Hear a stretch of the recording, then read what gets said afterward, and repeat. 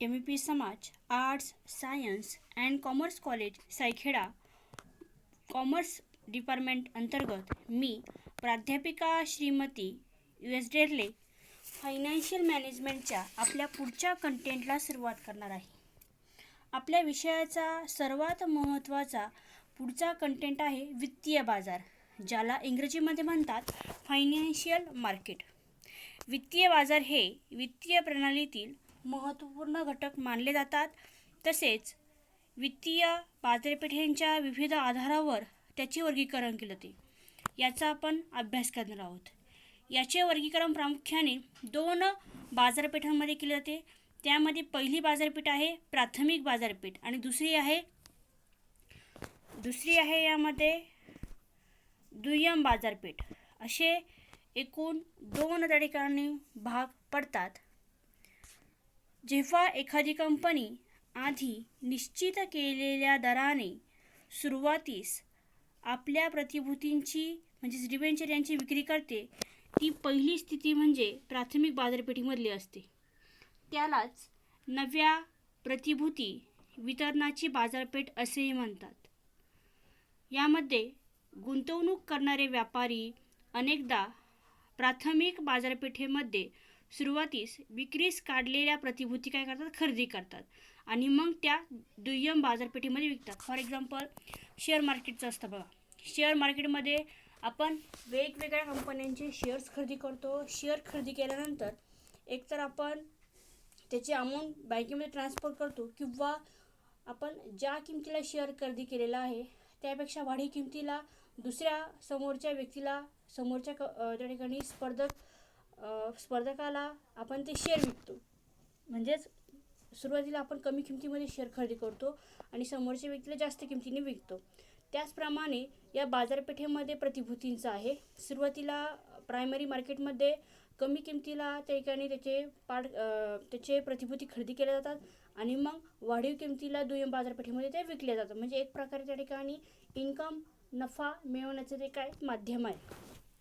यामध्ये नव्या प्रतिभूतीचे वितरण करण्याचे कार्य जिथे होते त्या भांडवली बाजाराच्या भागाला काय म्हणतात, प्राथमिक बाजारपेठ असे म्हणतात.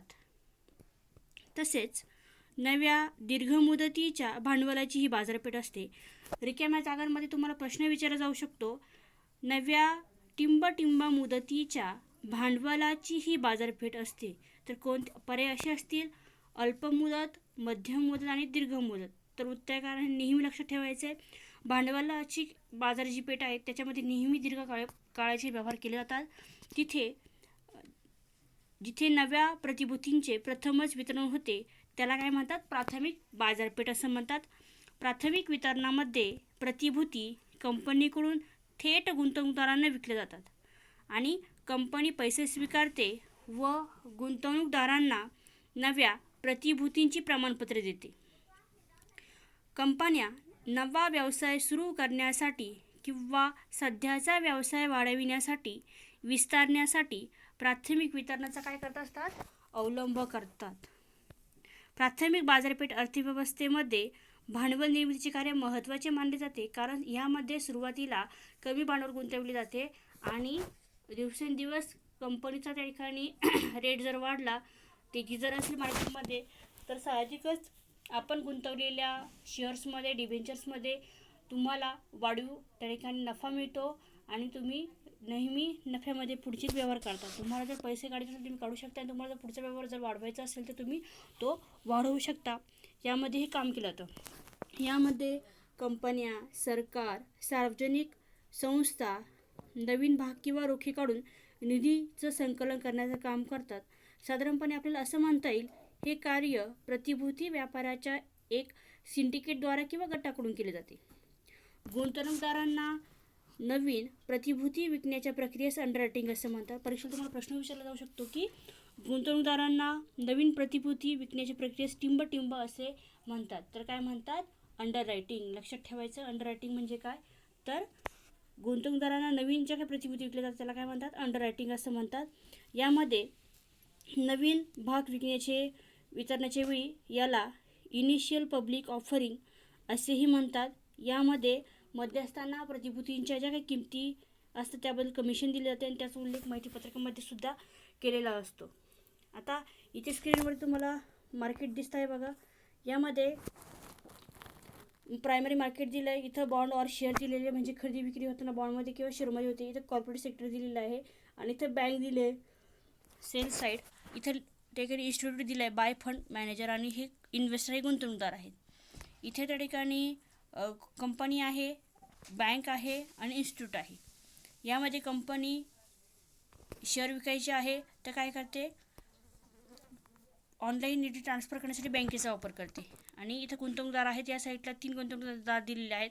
ते काय ते इन्स्टिट्यूटचा वापर करतात आणि त्याच्या अंतर्गत ह्यामध्ये तिघांमध्ये काय होतं, व्यवहार होतो. म्हणजे शेअरमध्ये किंवा बॉन्डमध्ये, शेअर म्हणजे भाग आणि बॉन्ड म्हणजे काय, बंधपत्र.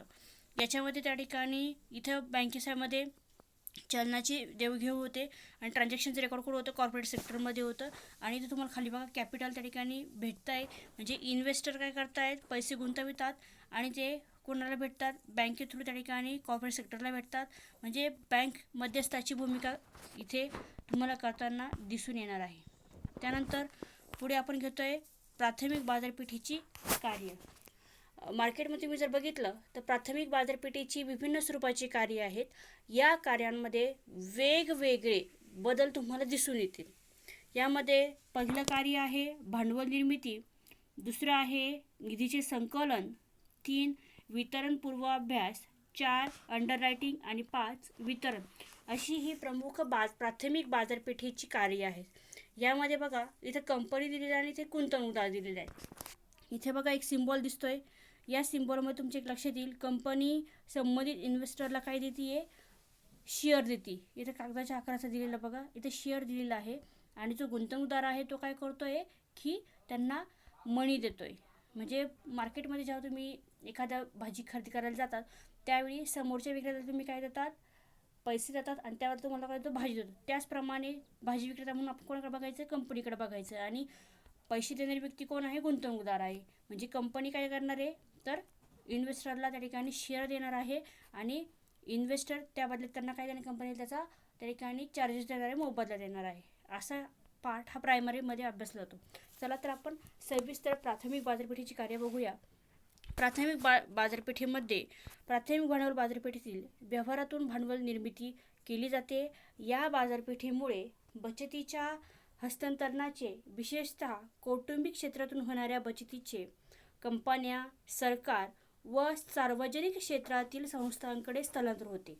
म्हणजेच अतिरिक्त उरलेला जो काही पैसा आहे, अनेकजण कंपन्यांचे भाग, डिबेंचर किंवा सरकारी रोखी खरेदी करण्यास काय करतात, प्राधान्य देतात. अशा प्रकारे प्राथमिक बाजारपेठ अर्थव्यवस्थेमध्ये भांडवल निर्मितीचे महत्त्वाचे कार्य पार पाडताना आपल्याला दिसून येते. या बाजारपेठेतून फायद्यात असलेल्या गटाकडून निधीची गरज असलेल्या क्षेत्रासाठी पैसा हा उपलब्ध होतो व त्यातून बिल्डिंग असेल, मशिनरी, टेक्नॉलॉजी यासारख्या नवनवीन टेक्निकमध्ये त्याच्यामध्ये गुंतवणूक केली जाते. त्यानंतर दुसरं कार्य आहे महत्त्वाचं निधीचे संकलन. आता प्राथमिक बाजारपेठांचं हे एक महत्त्वाचं कार्य आहे. यामध्ये बचत करणाऱ्यांकडून निधीचे उपभोक्त्यांपर्यंत स्थलांतर करणे हे मुख्य कार्य आहे. यामध्ये बचत करणाऱ्या वर्गाकडून आलेला जो पैसा आहे तो कर्ज घेणाऱ्यांकडे वळवला जातो. यासाठी निधीचे संकलन करणं गरजेचं आहे. फॉर एक्झाम्पल तुम्हाला FYला असताना मी सांगितलेलं होतं की लोकांना बचतीची सवय लागावी, यासाठी घरी पडलेला पैसा जर तुम्ही तसाच ठेवला त्याच्यावर इंटरेस्ट भेटतो का, तर नाही. असा पैसा जर बँकेमध्ये गुंतवला गेला तर तुम्हाला त्या बदल्यात त्या ठिकाणी काही पर्सेंटमध्ये इंटरेस्ट भेटतो आणि बँक ती रक्कम दुसऱ्या उधार देते. त्याचप्रमाणे या प्राथमिक बाजारपेठा ज्या आहेत त्या करत असतात. इतर लोकांकडून आलेल्या ज्या काही रक्कम आहेत त्या ठेवून घेतात आणि तो पैसा ज्यांना कर्ज घ्यायचा आहे त्यांना दिला जातो, त्यांच्याकडे वळविला जातो. म्हणजे एक प्रकारे निधीचं संकलन या मार्गाने करण्याचं काम, महत्त्वाची जी काही भूमिका आहे ती प्राथमिक बाजारपेठ करत असते. पुढे आहे वितरण पूर्व अभ्यास. यामध्ये प्रतिभूतींचे वितरण होण्याआधी नव्या प्रकल्पाचे विश्लेषण व मूल्यमापन करणं गरजेचं ठरतं.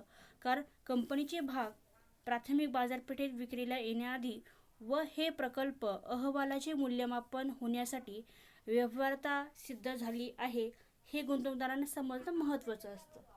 त्यामुळे प्रकल्पाची तांत्रिक व आर्थिक वित्तीय व्यवहार तपासणे व खात्री करून घेणे हे गरजेचं बनतं. म्हणून वितरण करण्यापूर्वी त्याचा पूर्वाभ्यास करणं ही प्राथमिक बाजारपेठेची महत्त्वाची गरज आहे आपल्याला असं म्हणता येणार आहे. त्यानंतर पुढे आहे अंडर रायटिंगची व्याख्या मी तुम्हाला मागच सांगितली. त्यामध्ये अंडर रायटिंग म्हणजे काय, तर गुंतवणूकदारांना नवीन प्रतिभूती विकण्याच्या प्रक्रियेला काय म्हणतात, अंडर रायटिंग असं म्हणतात. म्हणजे नवीन प्रतिभूती गुंतवणूकदारांना विकले जातात. यामध्ये जेव्हा नवीन प्रतिभूती वितरण जाहीर केल्यानंतर पुरेसा प्रतिसाद जर लोकांना मिळत नाही, अशावेळी अंडररायटर संस्था संबंधित भाग किंवा डिबेंचर विशिष्ट संख्या स्वतः खरेदी करण्याचे आश्वासन देतात व तसा करारही करतात. प्रतिभूती विपणनासाठी एक प्रकारची हमी असते आणि ते काम काही व्यक्ती करू शकतात किंवा संस्थाही करू शकतात. म्हणजे यामध्ये सुद्धा एक साखळी असते, त्या साखळीचा वापर करून देवाणघेवाण होते. त्यानंतर शेवटचं कार्य आहे वितरण, ज्याला आपण इंग्लिशमध्ये काय म्हणतो, डिस्ट्रीब्युशन असं म्हणतो. म्हणजेच प्रतिभूतींची अंतिम गुंतवणूकदारांना विक्री म्हणजे वितरण. यामध्ये अंतिम गुंतवणूकदारांच्या नियमित थेट संपर्कात आले जे काही मध्यस्थ असेल, एजंट, दलाल, यांना ही सेवा पुरवली जाते. आणि ही सगळी कार्य जी आहेत ती आज मार्केटमध्ये खूपच उपयुक्त ठरत आहे. लोकांना महत्त्वाचे निर्णय घेत असताना या कार्यांचा त्या ठिकाणी उपयोग होताना दिसून येतो. ठीक आहे, इथे मी थांबते. थँक्यू. पुढच्या लेक्चरला आपण बघणार आहोत दुय्यम बाजारपेठ.